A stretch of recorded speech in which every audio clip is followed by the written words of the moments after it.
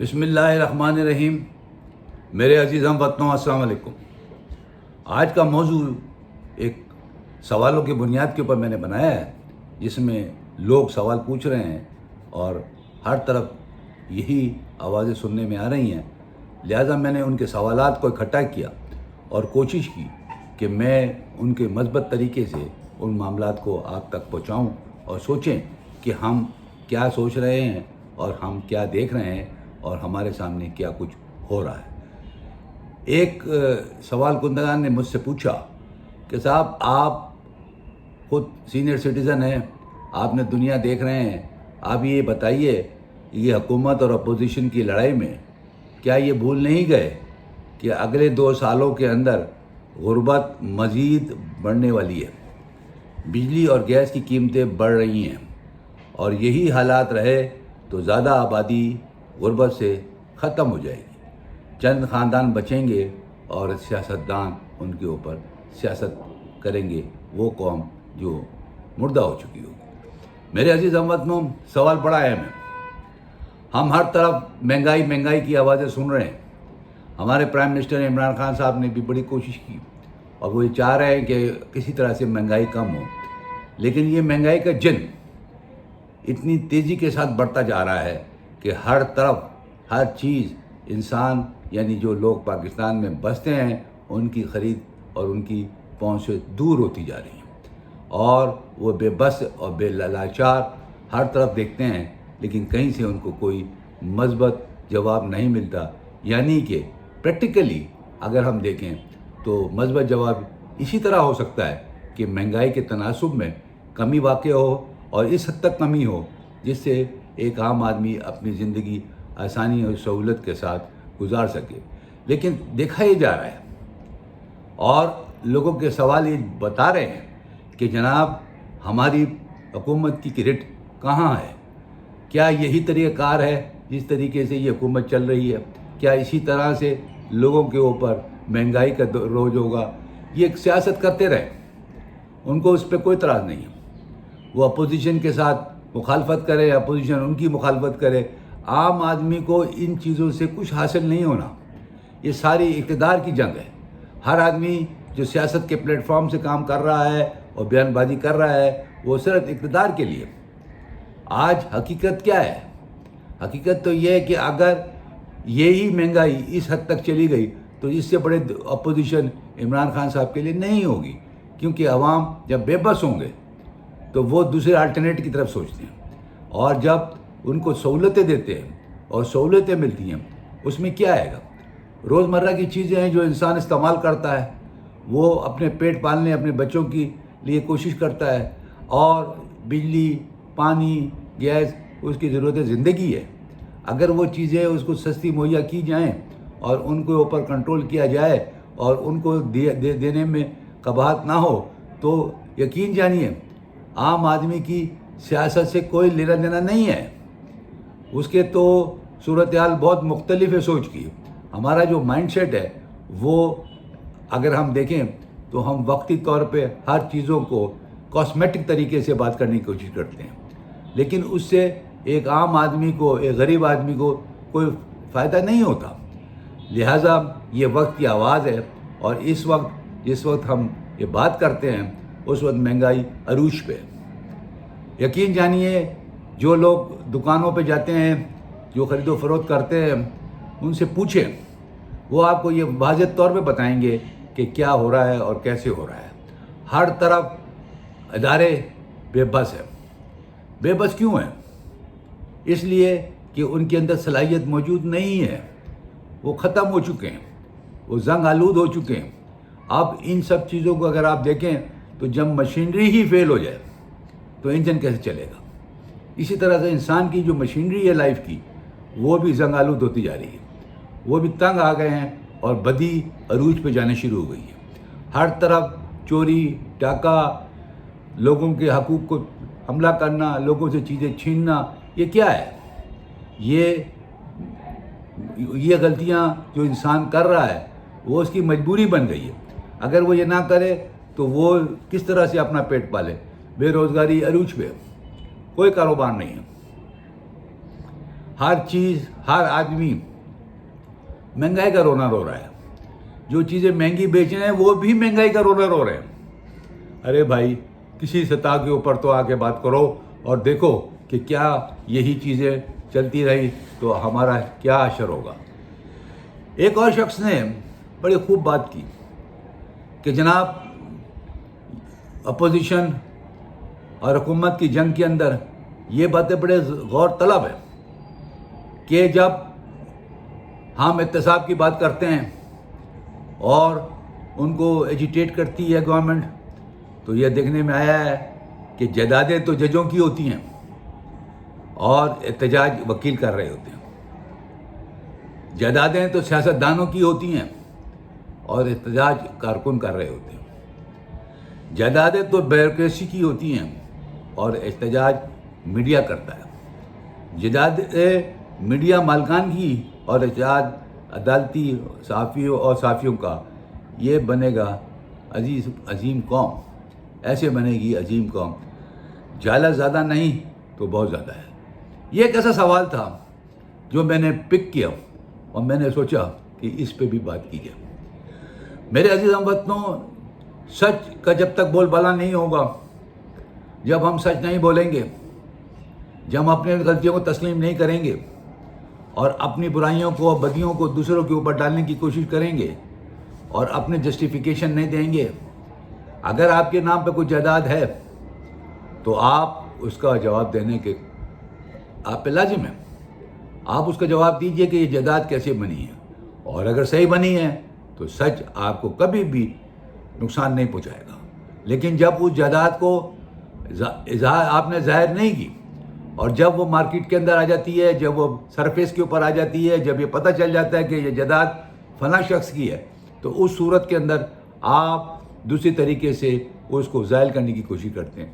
جس کا سب سے بڑی اگزامپل اس وقت جسٹس فائد عیسیٰ کی بیگم صاحب کا ہے، جن کو FBI نے نوٹس دیا اور کہا کہ آپ آ کے اپنی جائیدادوں کا جسٹیفیکیشن کریں، ان کی ڈیٹیلز دیں، ان کی رسیدیں دیں کہ آپ نے کیسے خریدی.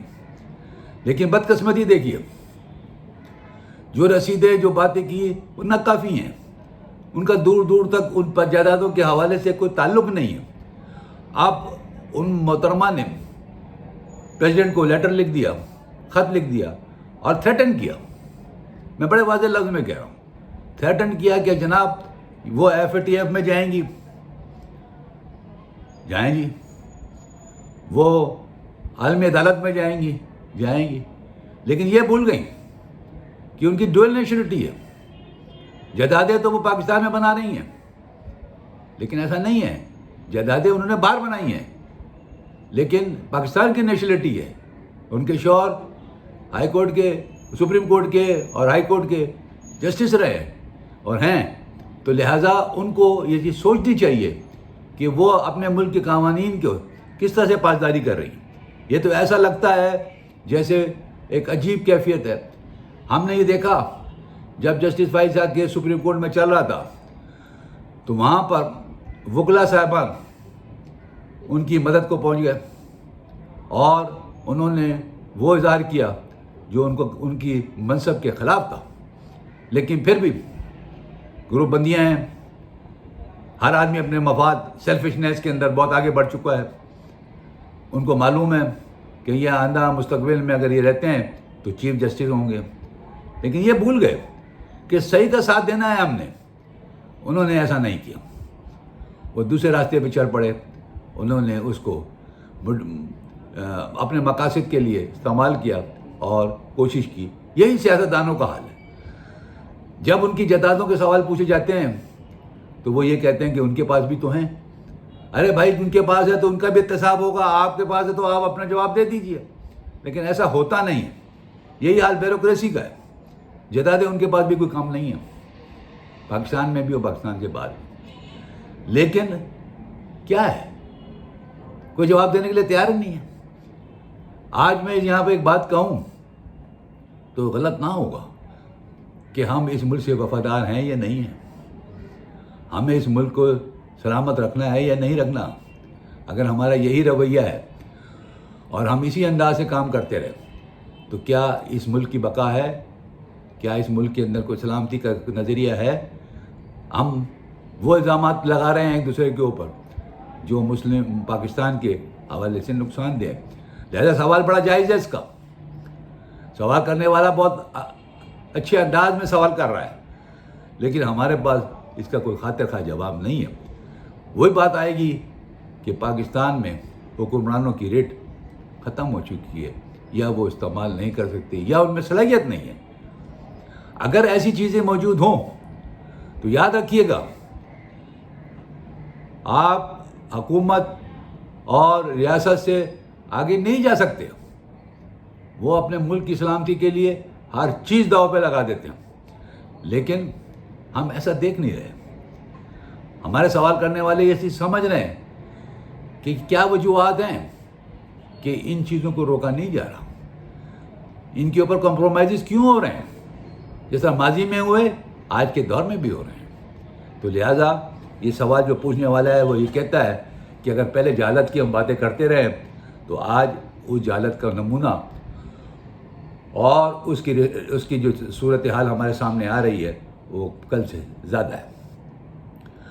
آج آپ دیکھتے ہیں ایک سوال پوچھنے والے نے بڑے سیاسی سوال پوچھا، اور وہ یہ ہے کہ نون لیگ پیپلز پارٹی اور فضل الرحمان اسٹیج پہ چڑھ کر کہتے ہیں کہ ہم اقتدار میں آ کے پاکستان کو ٹھیک کریں گے. اگر پاکستان کو ان لوگوں نے ٹھیک کرنا ہے تو پچھلے 30 سال سے پاکستان کو خراب کون کر کے گیا؟ اس کا جواب دیجیے. تو میں کیا جواب دیتا اس کا؟ ہر پاکستانی کو معلوم ہے کہ یہ پارٹیز اقتدار میں رہیں، انہوں نے حکومت کی، صحیح کی یا غلط کی یہ ایک الگ بحث ہے. لیکن اگر یہ آج یہ بولتے ہیں کہ ہم اقتدار میں آ کے یہ سب ٹھیک کریں گے، تو پوچھنے والے کا سوال جائز ہے کہ بھئی اگر یہ ٹھیک کرنے آ رہے ہیں تو پہلے اس کی خراب کرنے کی ذمہ داری بھی تو انہی کے اوپر ہے نا. تو معنی یہ ہوئے کہ اس ملک کے جو حالات خراب کیے ہیں ان 3 پارٹیوں نے کیے، نون لیگ نے، پیپلز پارٹی نے اور فضل الرحمان صاحب کے گروپ نے، تاکہ وہ اقتدار میں آ سکے. اور آج جو اپوزیشن ہو رہی ہے پی ٹی ایم کے حوالے سے وہ یہی بتا رہی ہے کہ اس میں کچھ بھی نہیں ہے. بات میں سوچنے کی بات ہے کہ جو کچھ وہاں پہ باتیں ہو رہی ہیں کیا وہ ملک کے مفاد میں ہے؟ کیا ہم ملک کو اقتدار کے لیے ختم کر دیں گے کہ ہمیں اقتدار نہیں ملا تو کوئی بھی اقتدار میں نہیں رہ سکتا؟ ایسا نہیں ہو سکتا. ماضی کی تاریخ میں دیکھیں جو کتابوں میں لکھ دی گئی ہیں کہ اسی حالات کے پیش نظر پاکستان کے 2 حصے تھے، ایک مشرقی پاکستان اور ایک مغربی پاکستان. مشرقی پاکستان الگ ہو کے بنگلہ دیش بن گیا. تو لہٰذا اس سے زیادہ سبق ہمارے لیے اور کیا ہو سکتا ہے کہ ہم مغربی پاکستان جو آج کا پاکستان کہلاتا ہے اس کو اس انداز سے لے کے چل رہے ہیں کہ اس کے اندر اب صوبوں کو تقسیم کرنے کی اگر بات کی جائے تو بھائی بدقسمتی ہو گئی اس پاکستان کی، یعنی آپ صوبائیت کے اوپر چلے گئے. جبکہ ہمیں فیڈریشن پہ بات کرنی چاہیے، ملک کی سلامتی کے لیے بات کرنی چاہیے. ملک ایک ہے، لیکن سینٹریفیگل فورس ہماری سیاسی نظام کے اندر ہر آدمی اپنے انداز سے بات کر رہا ہے. کوئی بلوچستان کو الگ کرنے کی بات کر رہا ہے، کوئی سندھ کو الگ کرنے کی بات کر رہا ہے، کوئی پنجاب کو الگ کرنے کی بات کر رہا ہے، کوئی فرنٹیئر کو الگ بات کر رہا ہے، جو اس کو آج ہم دیکھ رہے ہیں. کیا ہے یہ ملک کی اندر یہی سیاست ہے؟ تو اللہ تعالیٰ ہم سب پہ رحم کرے اور ہم کو بات. ایک اور سوال پوچھا ہے کہ بھائی جان میں نے دیکھا ہے کہ پاکستانی عوام کہتی تھی کہ کچھ دن پہلے رات میں کراچی میں جیسے میں محمد اچکزئی نے تقریر کی کہ وہ ریاست میں بند امنی پھیلانے کے زمرے میں آتی ہے، لہذا اس کو گرفتار کیوں نہیں کیا گیا؟ وہ میرے بھائی یہ سوال سبھی پوچھ رہے ہیں، لیکن میں بھی پہلے عرض کر چکا ہوں کہ یہ رٹ کی بات ہوتی ہے کہ کس وقت کس کو اور کیسے گرفتار کرنا ہے، جس کی وجہ سے اس ملک کی سلامتی کو نقصان پہنچ سکتا ہے یا پہنچ رہا ہے. اس زمرے کے اندر ریاست کی رٹ بڑی کاؤنٹ کرتی ہے. لیکن اتفاق سے ہم یہ دیکھ رہے ہیں کہ 18ویں ترمیم کے بعد یہ رٹ جو ہے یہ فیڈرل کے پاس ختم ہو چکی ہے اور یہ صوبائی حکومتوں کے پاس آ چکی ہے. اب صوبائی حکومتوں کی ضرورت ہے کہ وہ اس رٹ کو قائم کریں. ایسا हमें दिखाई नहीं दे रहा, क्योंकि वो सारी सूबाई हुकूमतें जो कि इस चीज़ों को हवा दे रही हैं, वो तकरीबन बातें हमारे बस में नहीं रही हैं, क्योंकि मैं आगे चल के उनके ताल्लुक कुछ बातें करूँगा। लिहाजा इस वक्त मैं ये बात करना मुनासिब समझ रहा कि मैं अभी इस जुमरे में आपसे जवाब दूँ। हाँ, आगे अभी दूसरे सवालात हैं, उसके में ये बातें आएंगी। बहरहाल एक और पाकिस्तानी ने सवाल किया है, क्या किसी भी पाकिस्तानी को ये जेब देता है कि वो भारतीय मीडिया पर बैठ कर किसी भी शख्सियत या किताब के हवाले से पाक फ़ौज की जर्नैलों को अगवाकार और कातिल करार दे? नहीं जनाब, बिल्कुल सही है, आप बिल्कुल सही सवाल कर रहे हैं, और आपको हवाले से इस सवाल को मैंने इसलिए लिया कि ये पाक फ़ौज के हवाले से बात है जो कि ज़ामिन है इस मुल्क की सलामती के लिए। लिहाजा अगर कोई शख्स भी, मैं नाम इसलिए नहीं लेना चाहता हूँ कि ये चीज़ें मैंने भी सुनी हैं, लेकिन आपने जो सवाल किया है उसको मैं बाकी हिस्सों को हदफ करके ये बात कहना चाहता हूँ कि आपका सवाल बड़ा वैलिड है, और इस जुमरे में हमको सोचना पड़ेगा कि हम किसी भी चैनल पे जाते हैं, किसी भी वो तकरीबन हमारे सियासतदान हो सकते हैं, हमारे सहाफ़ी भाई हो सकते हैं, जो इन चीज़ों के अंदर पेश जाते हैं और अपनी नुमाई करने के लिए, अपने आप को आगे पेश करने के लिए और अपनी शोहरत खातिर करने के लिए अगर वो कोई इससे गुफ्तगू करते हैं तो वो बिल्कुल गलत है। ऐसा नहीं करना चाहिए कि जिससे हमारे मुल्क में, हमारी फ़ौज में, हमारी आवाम में एनआरकी पहले हम फ़ौज के दुश्मन बन जाएं, ये मुनासिब बात नहीं होगी। लिहाजा सवाल को समझने की कोशिश करें जो भाई लोग मेरे सवाल सुन रहे हैं, क्योंकि मैं तो फ्रीलांसर बंदा हूँ, जो मेरे सामने चीज़ आती है मैं वो बताता हूँ और कहता हूँ। इसी तरह से एक और सवाल था मेरे सामने, वो ये था कि भारत, इसराइल और अमेरिका वज़ीर आज़म इमरान खान के फैसलों की वजह से नाखुश है, और उसने कोट किया है रहमान मलिक के मुताबिक 3 बड़े ममालिक PDM को फंडिंग कर रहे हैं।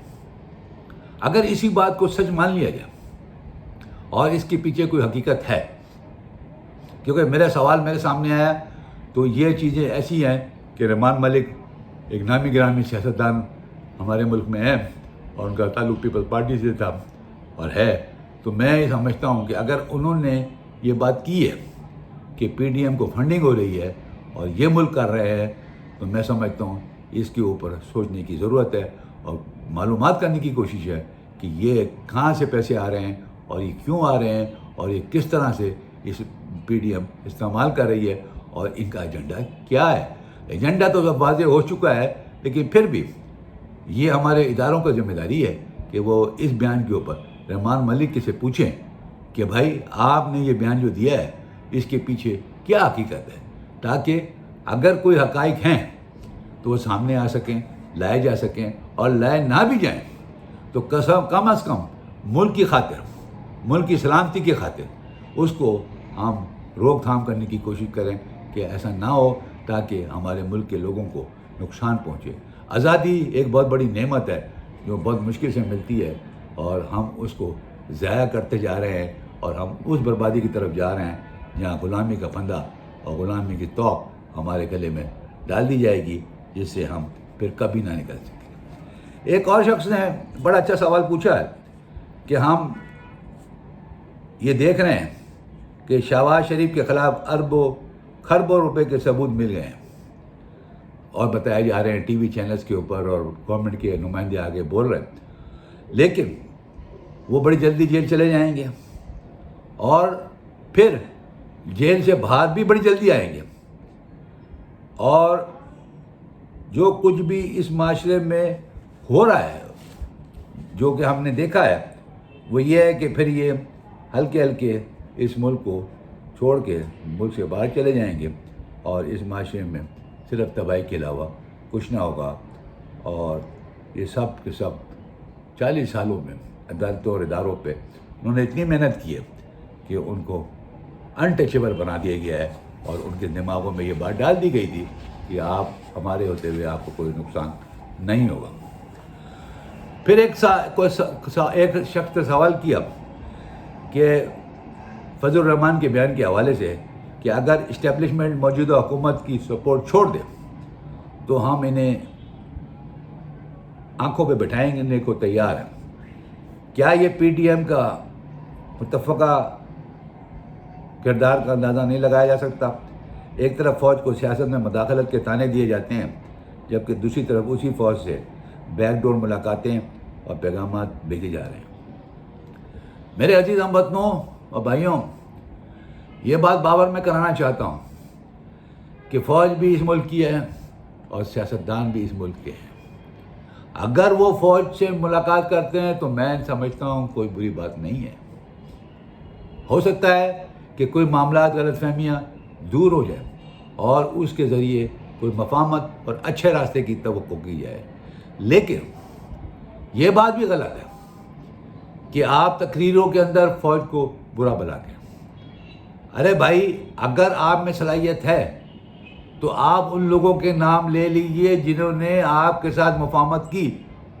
اور سب سے بڑی بات میں یہ کہتا ہوں کہ جب آپ فوج کو برا بلا کہہ ہی رہے تو اس میں آپ کو کیا آ رہا ہے کہ آپ یہ نہیں بتا پاتے کہ آپ کو کون سے فوجی نے پاکستان سے باہر بھیجا، نواز شریف کو، کس عدالت کے کس جج کے ساتھ آپ کے تعلقات تھے کہ آپ باہر گئے۔ آپ یہ کیوں نہیں بتاتے کہ عمران خان صاحب کا اس کے اندر کیا رول تھا؟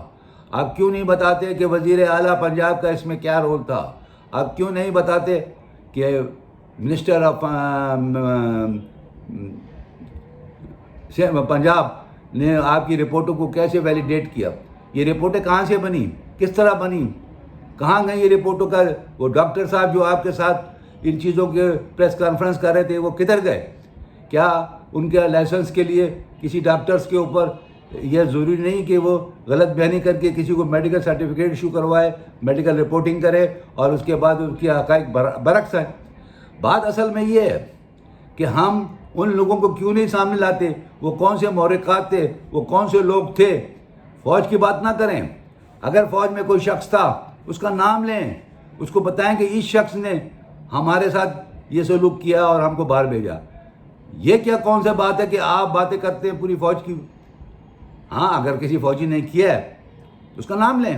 اس کا نام نہیں ہے کیا اسٹیبلشمنٹ ہوتی ہے؟ اسٹیبلشمنٹ تو ایک ادارے کا نام ہوگا، اس میں بیٹھنے والا شخص، اس کو آپریٹ کرنے والا شخص، اس کا کوڈر کنٹرمانڈ کرنے والا شخص، ایک نام ہے اس کا، اس کو آپ آئیڈینٹیفائی کریں۔ یا جس شخص نے بھی آپ کے ساتھ یہ کام کروایا ہے، کسی سے بھی کروایا ہو، اس کو آپ آئیڈینٹیفائی ایکسپوز کریں کہ اس شخص نے ہم کو باہر بھیجا ہے، تو پتہ چلے گا کہ وہ شخص کون ہے، کیسا ہے اور کیوں وہ کر رہا ہے، اور اس کو ملک سے کتنی محبت ہے یا ملک کو کتنا غدار ہے۔ آپ تو اس سے فیسیلیٹیٹ کر دیا آپ کو، میں آپ کو تو الزام بعد میں دوں گا۔ میں ان لوگوں کو دینا چاہتا ہوں جنہوں نے اس کو باہر بھیجا ہے، کن وجوہات کی بنا پہ بھیجا؟ کیا ان کے پاس اختیار تھا کہ آپ ایک ملزم کو اور ایک جرائم پیشہ افراد کو یا کسی کو ایسے شخص کو جن کے اوپر سزا ہو چکی ہے اس کو آپ جیل سے نکال کے باہر بھیج دیں؟ یہ کون سا ڈرامہ ہمارے ملک میں ہو رہا ہے؟ کیوں نہیں ہم سچائی کے اوپر بات کرتے ہیں؟ اگر ہوا ہے تو اس کا انڈیویجول کا نام آنا چاہیے۔ ایسا نہیں ہو سکتا کہ بہت سینکڑوں لوگوں نے مل کے آپ کو باہر بھیجا ہو۔ ایک ہی آدمی نے فیصلہ کیا ہوگا، اس کا نام لیں، اس کا بتائیں کہ اس آدمی نے ہم کو باہر بھیجا، تو پھر تو ہم سمجھیں گے کہ آپ جسٹیفائی کر رہے ہیں اپنے باہر جانے کو۔ لیکن ایسا نہیں ہوگا کہ آپ صرف الزام تراشی دیں۔ آگے چلتے ہیں اور دیکھتے ہیں کہ ہمارے ساتھ کیا کچھ ہونے والا ہے، اور لوگوں کے سوال بڑے عجیب سے آتے ہیں، لیکن میں وہ سوال لے رہا ہوں جس کے اندر ہم روزانہ یہ دیکھتے چلے آ رہے ہیں اور روزانہ ہمارے سامنے ہو رہا ہے۔ ایک نے سوال کیا ہے کہ نواز شریف کے بیانے کو لوگ سویلین سپرمیسی کے ساتھ جوڑ رہے ہیں، کہتے ہیں کہ وہ اسٹیبلشمنٹ کے سول اداروں میں مداخلت کے خلاف ہیں، لیکن نون لیگ کے تمام سینئر لیڈرز ہر ٹی وی پروگرام پہ کہتے ہیں کہ اسٹیبلشمنٹ ہمارے ساتھ بات کرے اور ہمیں اقتدار میں واپس لائے۔ کیا یہ بات بتائی جا سکتی ہے؟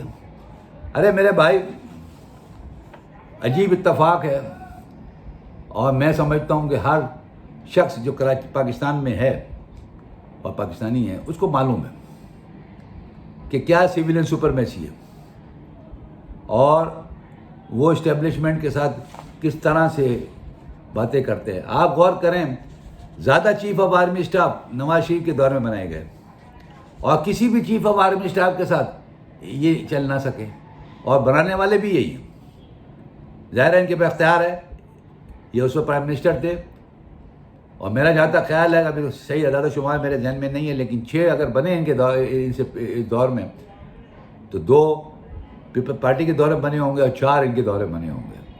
اور اتفاق دیکھیے کہ حالات اور واقعات اچھائی کی طرف کسی کے ساتھ ان کے نہیں گئے۔ تو میرا یہ گزارش ہے کہ اگر یہ اسٹیبلشمنٹ کی بات کرتے ہیں اور ٹی وی پروگراموں میں بات کرتے ہیں، تو 2 چیزیں سامنے اس سے ہم عکس کر سکتے ہیں۔ ایک تو خوف کہ ان کے ساتھ سلوک کیا ہوگا، دوسرا یہ کہ یہ خود اس چیزوں میں انوالو ہیں جو ان کے ساتھ ہوئی ہیں۔ لہٰذا اگر کرپشن کی بات ہو رہی ہے، اگر پیسے کی ہو رہی ہے، چوری کی بات ہو رہی ہے، تو میرے بھائی اگر آپ نے کی ہے تو اس کا جواب تو آپ نے دینا ہوگا، کیسے کی ہے وہ بھی آپ نے جواب دینا ہوگا۔ یہ ٹی وی چینلز کے اوپر یہ مارکیٹ کے اندر اسٹیج سجا کے آپ تقریریں کرتے رہے اور کہہ رہی میں نے ایک دہلی کی چوری نہیں کی ہے، تو لوگوں کو کوئی فرق نہیں پڑتا۔ ہاں، آپ کے پاس ویڈیو کھیلنے کے بہت سارے آپ کے پاس ریکارڈ موجود ہوں گے، لیکن آپ نے ایک ویڈیو چلا کے ایک جج صاحب کے ساتھ مل کے آپ نے جو کچھ ارشد ملک کے ساتھ دکھایا ہے، اور اس سے پہلے بھی قیوم صاحب کے ساتھ بھی آپ نے یہ دکھایا تھا کہ وہ ٹیلی فون ٹیپ کی گئی تھی۔ لہذا باتیں ویڈیو نون لیگ کے کھاتے کے اندر ہمیشہ سے رہی ہیں اور رہیں گی، اور ابھی بھی میں یہ کہتا ہوں، میرا دل و دماغ یہ بات کہتا ہے کہ جب مریم نواز نے تقریر کی اور ارشد ملک صاحب کی ویڈیو دکھانے کی بتائی گئی کہ یہ ویڈیو ہے اور یہ ان کے حالات ہیں اور یہ واقعات ہیں، تو مجھے اس دن سے آج تک بہت سارے خدشات ہیں، اور وہ یہ ہیں کہ یہ ادارے اور یہ لوگ جو کہ اس ملک میں حکمرانیوں کے ساتھ بڑے بڑے اداروں کے ہیڈ ہیں اور کام کر رہے ہیں، ان سب کی شاید ان کے پاس ویڈیو موجود ہیں، تاکہ وہ وقت آنے پہ یہ کام لینے کے وقت ان کو بتاتے ہیں کہ بھائی یہ کام ہم نے ہمارا کرنا ہے، ادروائز ہم ان کی ویڈیو ریلیز کر دیں گے۔ لہذا یہ اداروں کے جو لوگ ہیں وہ ان کی بات سنتے ہیں اور ان کی بات پہ عمل کرتے ہیں، جبکہ ان کی حکومت نہیں ہے۔ لیکن ویڈیو گیم کا جو دور چل رہا ہے گا تو وہ بڑا خطرناک ہے۔ لیکن ایک سوال یہاں پہ یہ بھی اٹھتا ہے کہ ان اداروں کے لوگ جن کے ساتھ وہ اس انداز سے ڈیل کرتے ہیں، ان کے لیے بھی ایک کوشچن مارک ہے، کیا وہ ملک کے وفادار ہیں؟ کیا انہوں نے جو کچھ عمل کیا جس کی وہ ویڈیو دکھا کے ان کے ساتھ کام کرتے ہیں گے؟ تو میرے بھائی یہ سوال آپ پورے معاشرہ پوچھ رہا ہے کہ بھائی یہاں پر تو غریب کو کچھ انصاف ملتا نہیں ہے، امیر گھروں میں بیٹھ کے بیلے کرا لیتے ہیں، اتوار کو عدالتیں کھلتی ہیں گی۔ میں خود بھی ایک وکیل کی حیثیت سے کام کرتا ہوں، مجھے اندازہ ہے، مجھے پتہ ہے کہ عدالتوں کے اندر کتنے لوگ دھکے کھا رہے ہیں۔ چھوٹے چھوٹے مقدمات میں ضمانتیں نہیں ملتی، ہمارے جج صاحبان فرعون بن جاتے ہیں۔ لیکن یہ دیکھنے میں آیا ہے کہ بڑے لوگ ایلیٹ کلاس کا جب مقدمہ چھٹی کے دن بھی عدالتیں کھول دی جاتی ہیں، تو عوام یہ سوال پوچھتی ہے کہ یہ کیا ہو رہا ہے، لیکن سوال کا جواب خود ہی دے دیتے ہیں کہ بھائی ہمارے ملک میں یہ سب چیزیں انہی لوگوں کے لیے بنائی گئی ہیں، غریب کے لیے کوئی پوچھنے والا نہیں ہے۔ ایک آدمی نے کہا کہ جناب یہ بات صحیح ہے کہ نواز شریف نے حامد کرزئی کو کہا کہ آپ امریکہ کو بتائیں کہ افغانستان کے معاملے میں نواز شریف پر بھروسہ مند ثابت ہوگا اور اسٹیبلشمنٹ ان کے ساتھ ڈیل گیم کھیل رہی ہے، جس کا امریکہ کو نقصان ہوگا۔ اب یہ سوال ایک بنیادی طور کے اوپر ہمارے ملک میں اس حد تک نہیں پوچھا جاتا، لیکن سوال کرنے والے کی تو اپنے دماغ ہوتا ہے، اس نے سوال کیا تو میں سمجھتا ہوں اس کا کوئی ایسا خاطر خواہ جواب میری ذہن میں تو نہیں ہے کہ میں اس کو دوں، کیونکہ یہ چیزیں اگر کوئی بتا سکتا ہے وہ نواز شریف بتا سکتے ہیں، حامد کرزئی بتا سکتے ہیں، اور امریکہ سے کہ جس سے بات ہوئی ہے وہ بتا سکتے ہیں۔ لہذا یہ سوال تھا ان کا، لیکن یہ نقصان دینا یا نہ دینا آپ کے سامنے حالات و واقعات افغانستان کے موجود ہیں۔ ایک نے سوال پوچھا مجھ سے، قومی اسمبلی کا اجلاس کو دیکھیں، کیا قوم ان لوگوں کی باتیں اور واحد باتیں سننے کے لیے بیٹھی ہے؟ قاسم خان سوری نے بالکل ٹھیک کیا، جس کو بولنے کی تمیز نہیں ہے، اخلاقیات سے وابستہ نہیں، جس انسان کو اسمبلی کے اصول و ضوابط کا نہیں پتہ، اسے کوئی حق نہیں کہ وہ ادھر آگے بیٹھے۔ ارے میرے بھائی، یہ سب چیزیں ہمارے یہاں ایک پروسیجر ہے، ایک طریقہ کار ہے۔ ہمارے یہاں اسمبلی کے اندر جس اجلاس ہوتا ہے اس کے قوانین ہیں۔ اگر کسی سے کوئی غلطی ہو گئی ہے، جذباتی بھی ہوتی ہے، اور وہ اپنے آپ کو شاید لوگوں کی نظروں کے اندر آئیڈینٹیفائی کرانا چاہتا ہوگا، اس نے اگر سیٹیاں بجائیں یا کوئی واحد بات کہہ دی یا غلط بات کر دی، تو اس کے اسمبلی کے اندر اس کے لیے سزا بھی ہے۔ لیکن اس کو اس انداز سے نہ دیکھو، غلطیاں انسان سے ہوتی ہیں تو درگزر کر دینا چاہیے اور کوشش کرنی چاہیے کہ یہ غلطی دوبارہ نہ ہو۔ لہذا اس کے اوپر اتنے دل سے نہ لگائیں، اس کے لیے کسی کو کریڈٹ دینا یا نہ ڈسکریڈٹ کرنا میں مناسب نہیں سمجھتا۔ لیکن بہرحال آپ کا ایک سوال تھا جو آپ نے ہم سے پوچھا، لیکن اس کے اندر صرف یہ ہے کہ ہمارے قومی اسمبلی کے ممبر صاحبان کو چاہیے کہ وہ اخلاق، سچائی، اچھے انداز میں، چاہے وہ اپوزیشن میں ہو چاہے حکومت میں ہو، سب کے لیے میں بات کہہ رہا ہوں، بات کریں تاکہ دنیا کے اندر اس کا اچھا سگنل جائے۔ یہ نہ سمجھیں کہ اجلاس صرف آپ ہی کے لیے ہے، پوری دنیا میں یہ لوگ دیکھ رہے ہوتے ہیں، وہ یہ دیکھیں گے کہ ان کے یہاں کیا ہو رہا ہے اور کس طرح سے یہ گفتگو کر رہے ہیں، تو ہمارے معیار دنیاوی لیول پہ، انٹرنیشنل لیول پہ گر جاتا ہے۔ اور اس کو روکنے کے لیے، اس کو سمجھنے کے لیے ہمیں کوشش کرنی چاہیے کہ ہم اس سب چیزوں کو مد نظر رکھتے ہوئے اپنا رویے کو بہتر بنائیں تاکہ لوگوں کے اوپر ایک اچھی اگزامپل جا سکے۔ اب آگے ایک نے پوچھا کہ جناب، ملکوں کی سرحدوں کی حفاظت کرنے کے لیے پاک فوج کے خلاف بھارتی بیانیہ کے اپنی سیاسی منشور بنانے والے محب وطن ہو سکتے ہیں۔ بہت افسوس ہوتا ہے ایسے بیانات سن کے۔ میرے عزیز بھائی، آپ کا سوال بہت اچھا ہے اور پیٹریوٹک قسم کا سوال ہے، لیکن کیا کیا جائے؟ ہم کسی کو غدار نہیں کہہ سکتے، کیونکہ ہمارے کو وہ انگریڈینٹس چاہیے ہوتے ہیں جو غداری کے زمرے میں آئیں۔ اس لیے اگر ہم یہ بات کریں گے کہ یہ غدار ہے، وہ غدار ہے، تو پھر یہاں پر ایک روش چل پڑے گی اور اس روش کو ہمیں روکنا ہے۔ غداری کا سرٹیفکیٹ عدالتیں دیتی ہیں جب وہ یہ سمجھتی ہے کہ یہ شخص نے یہ بات اس حد تک کی کہ اس کے غداری کے زمرے میں آئے گا۔ اس کا قانون موجود ہے، آرٹیکل 6 موجود ہے کانسٹیٹیوشن کے اندر۔ تو یہ ساری چیزیں جب تک کہ رجسٹرڈ نہ ہوں اور جب تک کہ ان کے ٹرائل نہ ہو اور جب تک عدالتوں کے اندر ان کا تصفیہ نہ ہو اور اس کا انصاف نہ کیا جائے کہ آیا اس کا جو عمل ہے یہ غداری میں آتا ہے، تو ہم کو directly as a citizen of Pakistan کسی کو غدار کہہ دینا مناسب نہیں ہے، کیونکہ یہ کسی قیمت کے اوپر بھی اتنا آسان اور چھوٹا لفظ نہیں ہے جس کو ہم عام زندگی میں استعمال کرتے ہیں۔ یہ بات گہری بات ہو رہی ہے، میں یہ کہہ رہا ہوں، اس کو سمجھنے کی کوشش کریں اور کوشش یہ کریں کہ کسی کو اوپر آپ خود فیصلہ نہ دے دیں۔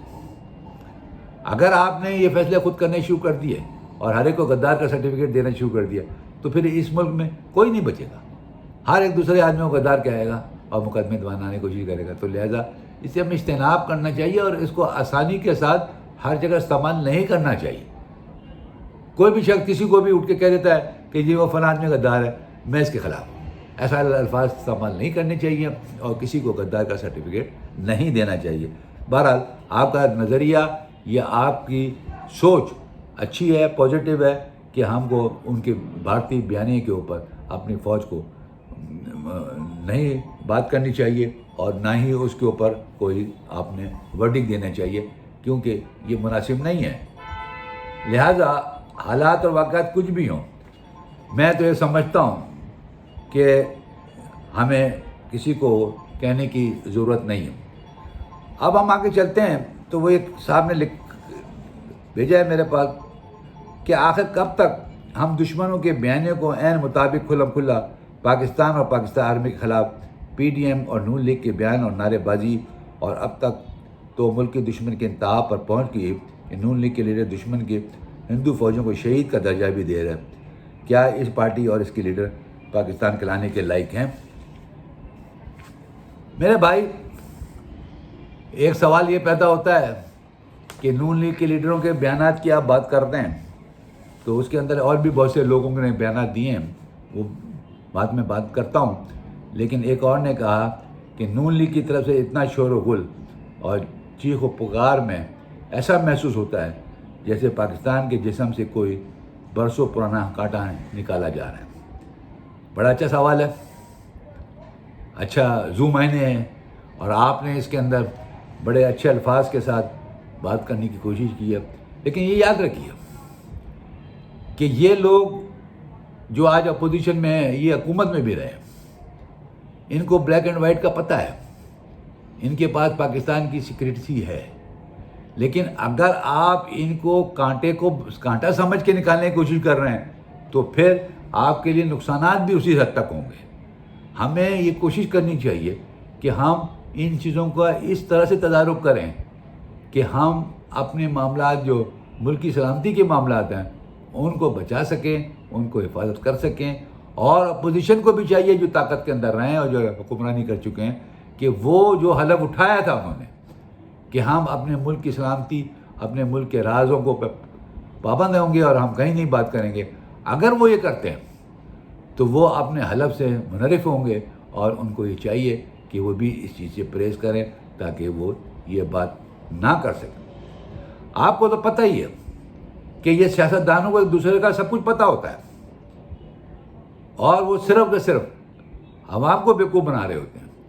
یہ ایک حقیقت ہے کہ جتنے بھی سیاستدان ہیں وہ اتنی لمبے چوڑی باتیں میں نہیں کہہ سکتا، کیونکہ یہ تو سارے کے سارے ایک دوسرے سے ملتے رہے، ایک پارٹی سے دوسری پارٹی میں جاتے رہے اور ہر اقتدار کے اندر شامل ہونے کی کوشش کرتے رہے، تو اگر یہ کہیں کہ سیاستدانوں کے متعلق دوسرے سیاستدان کو نہیں معلوم تو یہ ممکن نہیں ہے، معلوم ہے۔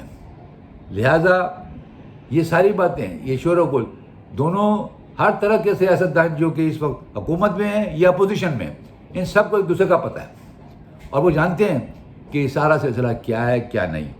تو بہتر یہ ہے کہ اپوزیشن کو چاہیے کہ ملک دشمن بیانیے سے پیچھے ہٹنے کو تیار ہو جائے اور ایسی حرکتیں نہ کریں، اور اپنے آواز میں رہیں، جس شاخ پہ بیٹھے ہیں اس کو کاٹنے کی کوشش نہ کریں۔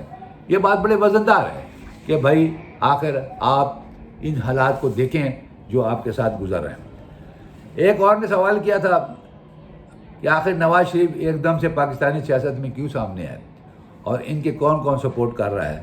شاید اس بات کو پاکستان کی عوام نہیں سمجھتی ہے، مگر ایسا چیزیں کھل کے سامنے آ رہی ہیں، اور ان کی سوچ کے مطابق یہ سب کچھ انڈیا، امریکہ اور اسرائیل کروا رہا ہے، اور سعودی عرب اور عرب امارات بھی اس میں شامل ہے۔ میرے عزیز ہم وطنوں، یہ ان کی اپنی سوچ ہے، لیکن اگر نواز شریف سامنے آئے تو اس میں بھی بات واقعی وہ سامنے آئے، لیکن یہ بات کہتے نا وہ ایک سیاستدان ہے، زندگی بھر انہوں نے سیاست کی ہے، وہ کیسے کی ہے، وہ کیوں کی ہے، کس طرح سے کی ہے، لیکن حقیقت تو یہی ہے کہ وہ سیاست کر رہے ہیں، کرتے رہے ہیں، اور آج وہ 3 دفعہ کے پرائم منسٹر ہیں پاکستان میں۔ اب ان کے پاس بھی ایک ذمہ داری عائد ہوتی ہے، وہ یہ ہے کہ آپ جب سیاست کریں تو آپ as a prime minister Pakistan کے ایکس ہیں، آپ کے اوپر یہ لازم ہے کہ آپ ان باتوں کو نہ ڈسکلوز کریں جو ملک کو نقصان پہنچائے۔ اگر آپ ڈسکلوز کرتے ہیں تو میں سمجھتا ہوں کہ آپ سیلفش آدمی ہیں، آپ اپنی ذات کے لیے سوچ رہے ہیں، آپ اپنے معاملات کو حل کرنے کی کوشش کر رہے ہیں، تو ایسا نہ کیجیے۔ ملک کی سلامتی کے لیے اگر آپ نے چیزیں داؤں پہ لگائیں تو یاد رکھیے قوم کبھی معاف نہیں کرے گی، اور قوم کے علاوہ اللہ کبھی معاف نہیں کرے گا کہ جس کی ذمہ داری، جس کے نام سے آپ نے حلف اٹھایا، اسی کے نام کے ساتھ آپ یہ دھوکہ دیں، وہ ایک اچھی چیز نہیں ہوگی۔ یہ ایک اچھی بات ہے، اور سمجھنے کی کوشش کیجیے۔ ہم سب کو مل کے یہ بات کہ وقت چلتا رہتا ہے اور لوگ آتے رہتے ہیں، جاتے رہتے ہیں، کوئی آدمی یہاں پرمنٹ نہیں ہے، اسی طرح موت کا بھی ایک دن مقرر ہے، وہ بھی وقت کے اوپر آئے گی، اس سے پہلے نہیں آئے گی۔ میرے عزیز وطنوں، جو آج میں نے جتنی باتیں کی ہیں اور جتنے سوال آپ کے سامنے اٹھائے ہیں، اس کو ایک نیٹ شیل کے اندر بات کرنے کی کوشش کرتے ہیں۔ اور سب سے پہلے میں نے جیسا اپنے گفتگو کے آغاز میں بات کی کہ مہنگائی کا تناسب، آپ اپنے سچے دل سے سینے پہ ہاتھ رکھ کے یہ پوچھیے، اللہ نے آپ کو بہت نوازا ہوگا، لیکن ایک غریب کی طرف دیکھ کے دیکھیے وہ کس طرح سے اس مہنگائی کی چکی میں پیس رہا ہے. کوئی اس کے لیے پرسان حال نہیں ہے. ہر چیز اس سے دور ہو چکی ہے، یہاں تک کہ وہ اب زندگی کو اچھا نہیں سمجھتا. وہ اپنے زندگی کے سے جو اس کے اللہ نے اس کو دی ہے اس کو بھی داؤ پہ لگانے کے چکر میں رہتا ہے. تو سوال یہ پیدا ہوتا ہے کہ اس مہنگائی کو اگر روکا جائے اور اس میں کمی لائی جائے، کمی بتدریج لائی جائے گی، ایک دم نہیں ہو پائے گی، لیکن اس کے نظر آنے چاہیے. اب اس وقت جو حکومت ہے اس کے 2 سال ہو چکے ہیں اور ابھی تک مہنگائی بڑھتی جا رہی ہے، اور اس حد تک بڑھتی جا رہی ہے کہ رکنے کا نام نہیں لے رہی، اور جس کی وجہ سے لوگوں کی طاقت خرید سے باتیں باہر ہو گئی ہیں، اور کچھ دنوں میں لگتا ایسا ہے کہ یہ اور نکل جائے گی. یہ بات بھی واضح ہے کہ ان امپلائمنٹ بہت تیزی کے ساتھ بڑھتا چلا جا رہا ہے. تعلیمی معیار توا برباد ہو کے رہ گیا. ہمارا تعلیم کاروبار کی شکل بن گئی. اگر تعلیم کو دیکھا جائے تو ہمارے اسٹوڈنٹ کے پاس کوئی ایسی چیز حاصل نہیں ہے جس کو وہ بغیر پیسے کے حاصل کر سکے. ہر جگہ پیسہ انوالو ہے. لہذا یہ پیسہ آئے گا کہاں سے؟ اگر تعلیم اتنی مہنگی ہو جائے تو بچے پڑھیں گے کیسے؟ کیونکہ حکومت کا تعلیم کے اندر کوئی انویسٹمنٹ نہیں نظر آتا. جو گورنمنٹ اسکول اور پبلک اسکول ہوا کرتے تھے وہ سب کے سب اب بند ہو چکے ہیں. اب پرائیویٹ سیکٹر کے اسکول دے دیے گئے ہیں جو اتنی فیسیں لے رہے ہیں کہ ایک عام آدمی اس کو ادا کرنے کے لیے مشکل ہو رہی ہے. لہٰذا اس کی طرف کوئی توجہ نہیں دی جا رہی. جہاں تک پانی، بجلی اور گیس کا تعلق ہے، ہمارا سارا سسٹم کولیپس کر گیا. ہمارے پاس ٹینک مافیا، اور اس کو کاروبار دینے کے لیے یہ پانی کے لیے اپ لفٹ ہی نہیں کیا گیا. جیسے جیسے آبادی بڑھتی جا رہی تھی ویسے ویسے اس کے اندر پانی کی تقسیم کے اندر، پانی کی سورسز کے اندر اضافہ کرنے کی ضرورت تھی، جو کہ نہیں کی گئی. اور جو آج سے 70 سال پہلے ریسورسز تھے انہی کو استعمال کیا جا رہا ہے، جو کہ ناکافی ہے.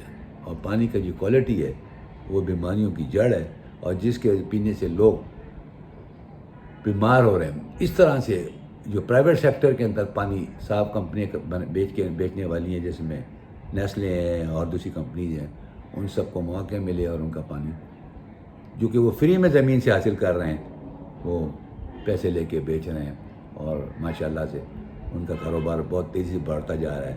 اور ان لوگوں کے ساتھ ہم غریب لوگ کس طرح سے مقابلہ کر سکتے ہیں اور وہ پانی کو کیسے خرید سکتے ہیں جو ہم استعمال کریں اور بیماریوں سے بچیں. تو میرے عزیز ہم وطنوں، یہ بہت اہم پہلو ہے. باقی باتیں تو سارٹ آؤٹ ہو جائیں گی.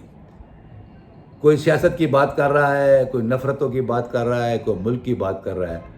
ایک ایکس اسپیکر صاحب نے جو بیان دیا اس کے مطابق بعد میں یہ معلوم ہوا کہ لپ سروس تھی اور لپ سلپ ہو گئی. میرے عزیز ہم وطنوں، یہاں تو اسمبلی کے اندر کھڑے ہو کے بیان دینے کے بعد بھی لوگ انکار کر دیتے ہیں، ہٹ جاتے ہیں، کہتے ہیں کہ جی میں نے یہ کہا ہی نہیں. سپریم کورٹ کے اندر حلف بیان دینے کے بعد اسے انکار کر دیتے ہیں. یہ تو ہمارا ملک ہے. آج ہم یہ دیکھ رہے ہیں کہ ہمارے لیڈر جن کو ہم فالو کرتے ہیں، جن کے ہمارے پاس ورکر ہیں، جس کے اندر سینکڑوں لوگوں کو آپ نے اپنے ساتھ انوالو کیا ہوا ہے، ان کا کیا مستقبل ہے؟ وہ یہی سوچتے ہیں کہ ہم نون لیگ کے ہیں، ہم پیپلز پارٹی کے ہیں، ہم فضل الرحمان گروپ کے پارٹی کے ہیں، ہم عمران خان صاحب کی پارٹی کے ہیں، تحریک استقلال کے اور تحریک انصاف کے ہیں. تو یہ ساری چیزیں اگر آپ دیکھیں تو یہ سارے پاکستانی ہیں. یہ کوئی باہر سے لوگ نہیں آئے، یہ یہیں کی عوام ہے اور یہ یہیں رہیں گے. ابھی چھوٹے ہیں، کل بڑے ہوں گے، پھر بڑے ہو جائیں گے، پھر بوڑھے ہو جائیں گے. اسی طرح سے لوگ ریپلیس کرتے رہتے ہیں اور سلسلے رہتے ہیں. تو لپ سلیپنگ کا جو مسئلہ آیا کہ یہ غلطی سے زبان سلپ ہو گئی، تو میں تو یہ سمجھتا ہوں کہ اتنی دیر اسمبلی کے اندر کھڑے ہو کے آپ ایک ہی بات کو ریپیٹ کر رہے فوج کے حوالے سے، تو میرے بھائی آپ نے تو وہ بات کر دی جو پہلے نہیں دیکھنے میں آئی، اور اب تو سیاسی جماعتوں کے اندر ہر آدمی لپ سلپنگ کی باتیں کرنے لگا ہے. یہ ایک نئی انٹرپریٹیشن انٹروڈیوس ہو گئی ہے، جو دل چاہے وہ کہہ دو، اس کے بعد آئے کہو کہ جناب ہمارا زبان جو ہے وہ سلپ کر گئی. تو میرے بھائی ان چیزوں کی اگر ہم بات کریں گے تو وہ بڑی عجیب و غریب کیفیت ہو جائے گی. لیکن افسوس اس بات کا ہوتا ہے کہ آپ اتنے میچور لیڈر ہونے کے بعد، سینئر لیڈر ہونے کے بعد اس طرح کی گفتگو کریں، تو جو بڑے دکھ کی بات ہے. کچھ بھی حالات ہوتے ہیں آپ کے ساتھ، مانتا ہوں آپ لوگ اقتدار میں نہیں ہیں تو آپ کو رات دن پریشانی ہے کہ کس طرح اقتدار میں آئے. اس کے لیے آپ جدوجہد کریں، اس پہ کوئی پابندی نہیں ہے. جلسے جلوس آپ کو کرنی ہے آپ کریں، آپ کا رائٹ ہے. ڈیموکریٹک فارم آف گورنمنٹ میں یہ چیزیں چلتی ہیں گی، ہوتی ہے کہ لوگ باتیں کرتے ہیں، لیکن اپوزیشن اس انداز سے ہونی چاہیے کہ جس سے ملک کو نقصان نہ ہو. عوام اس پہ کمپرومائز آپ سے نہیں کرے گی، بلکہ آپ اپنی بیٹل فیلڈ اور اپنے جو ایجنڈا ہے اس کو آپ لوز کریں گے. یس، آپ مہنگائی پہ بات کریں، لوگ آپ کی بات کو سنیں گے، لیکن جب آپ ملک کے ٹکڑے کرنے کی بات کریں گے تو لوگ نہیں سنیں گے. آپ پارٹیز کے اندر بھی ایسے لوگ ہیں جو پازیٹیو قسم کے لوگ ہوتے ہیں، جو ملک کی سلامتی کے آگے کمپرومائز نہیں کرتے. آپ کی نون لیگ کے اندر بھی ایسے لوگ موجود ہیں جو اچھے لوگ ہیں، جو ملک کی وفادار ہیں، جو کسی بھی ایسے بیانیے کا ساتھ نہیں دیں گے جو کہ ملک کے مفاد کے خلاف جائے. تو ایسے لوگوں کو تو ہم کو عزت دینی چاہیے، ہمیں سلام کرنا چاہیے اور ہمیں رسپیکٹ کرنی چاہیے. اب سوال یہ پیدا ہوتا ہے کہ جناب نواز شریف نے یہ بات کی تو یہ سارا سب کا بیانیہ ہوگا، میں اس کو تسلیم نہیں کرتا. کیونکہ اگر کوئی ایسی بات ہو بھی جائے تو وہی بات کو سیکنڈ کریں گے نا جو مائنڈ ایک آدمی کے دماغ کو کنسیو کرے. بات اگر صحیح ہوگی تو ہر آدمی اس کو یہ کہے گا یہ صحیح بات ہے. لیکن اس بات کے لیے کوئی تیار نہیں ہوگا کہ آپ وجہ اور بالوجہ کسی صورت سے بھی اپنے اقتدار کی جنگ کے اندر حکومت کو لپیٹیں. بالکل آپ ان کی برائیوں کو سامنے پیش کریں، لوگ سنیں گے. ان کی غلطیوں کو سامنے لے کے آئیں، لوگ سنیں گے. اور وہ غلطیاں کر رہے ہیں، میں ان کو دفاع نہیں کر رہا، لیکن کیا وہ اتنی بڑی غلطیاں ہیں جس کی وجہ سے ملک کی سلامتی کو نقصان پہنچ رہا ہے؟ اس کو آپ اجاگر کریں، اس کو پبلک کے سامنے لے کے آئیں. لیکن جب آپ ڈائریکٹلی اپنے ملک کو اور انڈیا کے بیانیوں کو ساتھ لے کے چلیں گے تو پھر کیا آپ سمجھتے ہیں کہ پاکستانی ہونے کے ناطے انڈیا جب آپ کے یہاں گولہ باری کرتا ہے، غریب عوام کے اوپر، لوگوں کے اوپر، پاکستانیوں کے اوپر بم پھینکتا ہے، گولہ پھینکتے ہیں، لوگوں کو شہید کرتے ہیں، اس وقت حکومت کیا کرتی ہے؟ اس وقت صرف فوج ہے جو سرحدوں پہ کھڑی ہے. اس کی آپ جو مرضی بات کر لیں، اس بات سے کوئی انکار نہیں کر سکتا کہ آج تک پاکستان کا جو ڈیفنس ہے وہ اس حد تک مضبوط ہے کہ انڈیا میں اب سوچ بھی نہیں آ رہی کہ پاکستان کے اندر کھلم کھلا کوئی جنگ لڑی جا سکے. کیونکہ اس کو معلوم ہے کہ یہ ہم سے چھوٹا ملک ہے، اس میں کوئی شک نہیں. جغرافیکلی بھی اور آبادی کے لحاظ سے بھی ہماری آبادی انڈیا سے چھوٹی ہے، لیکن ہم مسلمان ہیں الحمدللہ. ہماری فوج جان شہادت کے جذبے سے بھرپور ہے. ان کا ایک مقصد ہے، نصب العین ہے، جہاد ہے. وہ کسی قیمت میں پیچھے نہیں ہٹیں گے. میرے بھائی، ہم کو سیاستدان ہونے کے ناطے یہ سوچنا چاہیے کہ ہم ان شہیدوں کے گھر والوں کو کیا پیغام دے رہے ہیں جو اس قوم کے لیے جانیں دے رہے ہیں، شہید ہو رہے ہیں. اور ہم آج ان کے متعلق خلاف بات کریں گے تو ہم ایک جذبے کو نقصان دے رہے ہیں. فوج پاکستان کی ہے، عوام پاکستان کی ہے. فوج اس بات کی ضامن ہے کہ ہم آپ کی حفاظت کریں گے، اپنے ملک کی حفاظت کریں گے، عوام کی حفاظت کریں گے. تو میرے بھائیوں، اگر آپ کے ساتھ کسی نے فوج میں ہی کسی نے آپ کے ساتھ بات کری ہے تو اس کا نام لیں، اس کو ایکسپوز کریں. وہ آپ کیوں نہیں کرتے؟ اس لیے کہ اس نے آپ کو فیسیلیٹ کیا ہے. آج آپ فوج پہ بات کر رہے ہیں, یہ بیانیہ پٹ چکا ہے. یہ بیانیہ آپ نے بہت جلسوں میں ذکر کیا, وہ ختم ہو گیا. اس کو لوگوں نے اہمیت نہیں دی. یہاں تک کہ آپ کی پارٹیز کے اندر بھی لوگ اس کے خلاف ہیں کہ ایسی باتیں نہیں ہونی چاہیے. وہ پازیٹیو سوچ کے لوگ ہیں جو خلاف بات کرتے ہیں. آپ کے لیے تو وہ دشمن ہوں گے یا آپ ان کے لیے اچھی رائے نہیں رکھتے ہوں گے, لیکن قوم ان کو اچھی نظر سے دیکھتی ہے کہ جنہوں نے پارٹی میں رہتے ہوئے بھی ملک کے خلاف بات کرنا مناسب نہیں سمجھا اور نہیں سمجھتے ہیں, تو لہٰذا وہ زیادہ پیٹریوٹک ہیں کسی اور محب وطن سے. میرے بھائیوں, میرے آج کا جو مقصد تھا بات کرنے کا وہ سوال جواب تھا, اور سوالوں کی روشنی میں اگر آپ اور مزید غور کریں تو میرے جو ایک سمجھ میں آ رہی ہے بات کہ اب پلان اے تو فیل ہو چکا ہے پی ڈی ایم کا. اب پلان بی کیا ہے؟ پی ڈی ایم اب پلان بی پہ کیسے اور کس طرح سے وہ بات کرے گی؟ تو پہلے پلان کے اندر فوج تھی, اس پہ حملہ ہو چکا ہے. اب ہلکے ہلکے یہ بات سامنے آ رہی ہے کہ جوڈیشری کو حملہ کیا جائے اور جو سٹنگ چیف جسٹس ہے ان کے اوپر بات کی جائے. میرے عزیز ہم وطنوں, ان سے کچھ حاصل نہیں ہونا. ایماندار آدمی ہیں ہمارا چیف جسٹس سپریم کورٹ کا, کوئی اس کے اندر ایسی چیز نہیں ہم نے دیکھی جس کے اندر ہم یہ کہہ سکیں کہ اس کے خلاف کوئی بات ہو سکے. یس, جس طرح سے ابھی لوگوں نے سوال کرنے شروع کیے کہ جناب یہ ثاقب نثار جو ایکس چیف جسٹس تھے انہوں نے بلایا اور بلا کے ارشد ملک کو بولا کہ ان کو 14 سال کی سزا دو. یہ ایک ایسی تصویر ہے, یہ ایک ایسی بات ہے جو دماغ میں آنے والی نہیں ہے.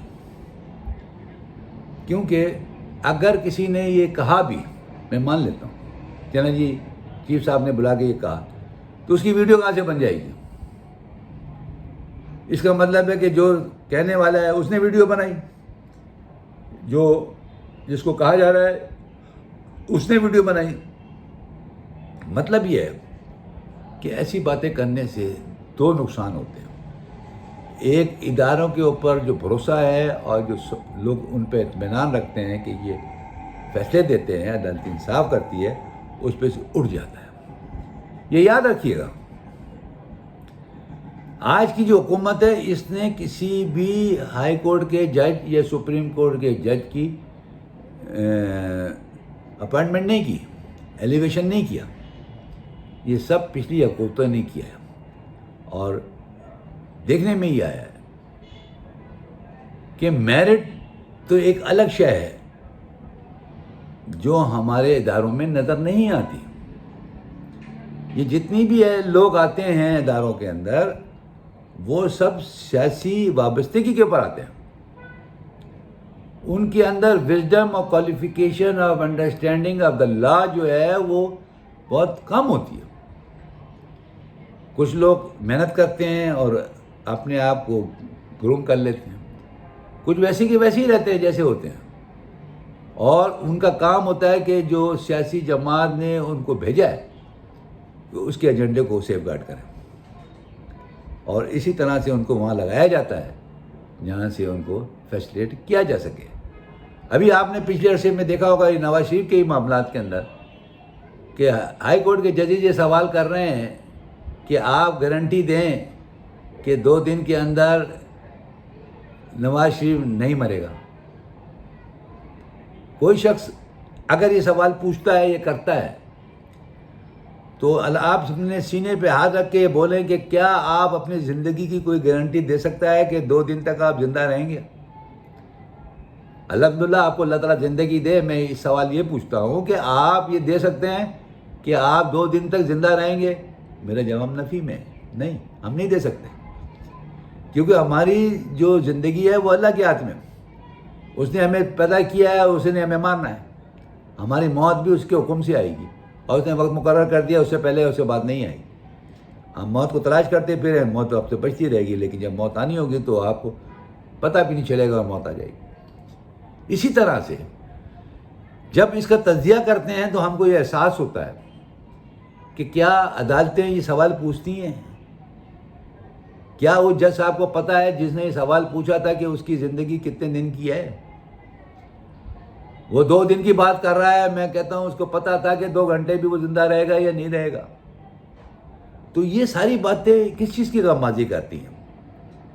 ایک تو اس جج کی مینٹل لیول کی بات بتا رہا ہوں کہ جو وہ جج سوال کر رہا ہے، اس کی دماغی تناسب سے معلوم ہوتا ہے کہ وہ یہ سوچنے میں مجبور ہے کہ میں کس نہ کس طرح ایسا راستہ نکالوں کہ یہ شخص کو میں فیسیلیٹیٹ کر سکوں۔ اب حکومت نے کہا کہ جناب یہ 7 ارب روپے کی شیورٹی دیں، تو عدالت نے کون سی شیورٹی؟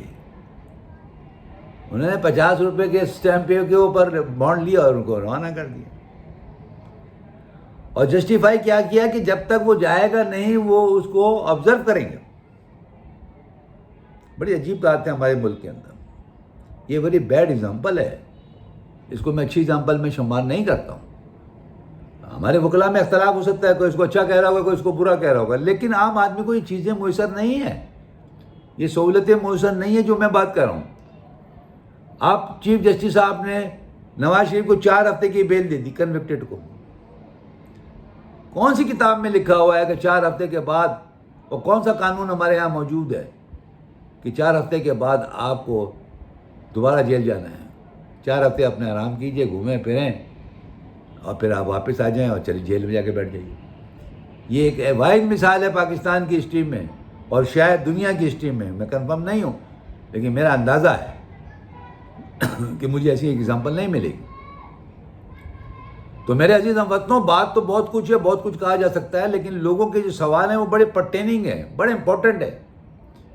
وہ پریشان ہیں، وہ چاہتے ہیں کہ کسی نہ کسی طریقے سے ملک بچے، ملک کے اندر انارکی نہ پھیلے، اور اپوزیشن کو بھی اور سٹنگ حکومت کو یہ سوچنا چاہیے کہ ہم کس کے لیے آئے ہیں؟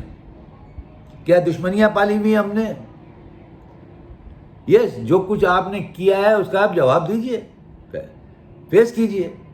غلط کیا ہے تو سزا کھائیں گے، صحیح کیا ہے تو بچ جائیں گے، چھوڑ دیا جائے گا آپ کو۔ کیوں آپ کو ایسا نقصان ہو؟ اور ویسے بھی آپ کے انفلوئنسز تو بہت زیادہ ہیں۔ 40 سال کے اندر آپ نے اداروں میں اپنے بھرتی تو کی ہے نا، اس کو تو آپ انکار نہیں کر سکتے۔ لہٰذا جن کو آپ نے فائدہ پہنچایا وہ آپ کو فائدہ پہنچائیں گے، میں اسے اختلاف نہیں کر رہا۔ میرا پاکستان کے اندر جو کچھ ہوتا ہے اس کا ایک یہ حصہ ہے، لیکن آپ اپنے آپ کو جسٹیفائی کریں۔ آج کتنی بڑی بدقسمتی ہے کہ سپریم کورٹ کے جج بھائی عیسیٰ کا جو کیس ہے بیوی کا، وہ جسٹیفائی نہیں کر پا رہی، اور وہ پریزیڈنٹ آف پاکستان کو، یعنی آپ اندازہ لگائیے کہ کیا صورتحال ہے۔ ہمارے پاس کوئی رکاوٹ نہیں ہے بات کرنے کی، ہم ہر چیز کو اپنی ناک کی سیدھ میں رکھتے ہیں، ہم سیلفش لوگ ہیں، ہم قانون کی پرواہ نہیں کرتے، پھر کیسے کام چلے گا؟ یہ یاد رکھیے گا، جو چیزیں یہ استعمال ہو رہی ہیں اور جو لوگ اس کی تائید کر رہے ہیں، جب ان کے اوپر یہ باتیں آئیں گی تو یاد رکھیے گا کوئی نہیں بچے گا۔ کیا بچنا ہے کہ جب آپ غلامی میں چلے جائیں گے، آپ کی ساری پے اور تکبر ختم ہو جائے گا، کیا رکھا گا؟ کس کے لیے آپ بات کر سکتے ہیں؟ آپ کے اندر صلاحیت ہی نہیں ہوگی کہ آپ کسی کو کچھ کہہ سکیں۔ ہم بڑے بڑے وجوہات نکالتے ہیں، بڑے بڑے معاملات کے حل نکالنے کی کوشش کرتے ہیں، اینڈ کیا ہے؟ تباہی۔ ہم نے ملک کو یہاں تک پہنچا دیا، ہم نے پہنچایا ہے، عوام کا بھی اس میں برابر کا شریک ہے۔ کسی آدمی نے صحیح کام کرنے کی کوشش ہی نہیں کرتا، صبح سے لے کر شام تک یہی سوچتا ہے کہ میں کیسے پیسے اکٹھے کروں، اور مقصد ہی کوئی نہیں ہے۔ مسلمان ملک ہے، اسلام کی بات کرتے ہیں، نظر کہیں نہیں آتا، ہر طرف افراتفری ہے، اور سب سے بڑی ذہنی افراتفری ہے بھائی۔ یہ کوئی جادو کا کھیل نہیں ہے، یہ ہمارے اعمالوں کی سزا ہے۔ ہمیں اس طرف ہمارے لیڈروں نے دھکیل دیا ہے جہاں پہ نفرتیں ہیں، جہاں پہ اخلاقیات نہیں ہیں، جہاں پہ ادب و آداب نہیں ہے، یہاں پہ عزت نہیں ہے، صرف ہر چیز پیسے پہ تولی جاتی ہے۔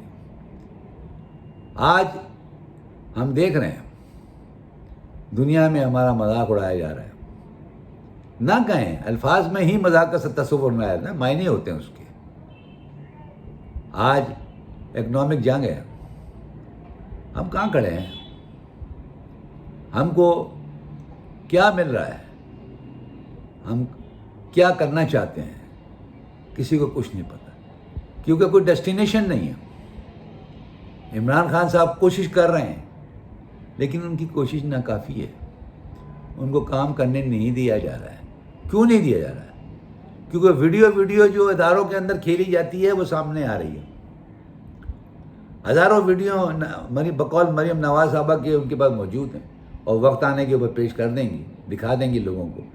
وہ جو خوف ہے وہ عمران خان کو تنگ کر رہا ہے اس کے اداروں کے حوالے سے۔ عمران خان کوئی کام کے لیے کہتا ہے، یہ ادارے وہ کرتے ہی نہیں ہیں۔ معنی کیا ہوئے کہ جب آپ کا پرائم منسٹر آپ سے کام کے لیے کہتا ہے تو آپ کام نہیں کرتے۔ کتنی بڑی بدقسمتی ہے۔